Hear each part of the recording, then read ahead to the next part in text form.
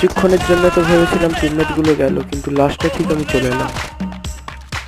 ভাই সাহেব, বুকটা পুরো শুকিয়ে গিয়েছিল যখন বন্দুকটা কুড়িয়ে নিল, কিন্তু তোমাদের ভাই আছে না।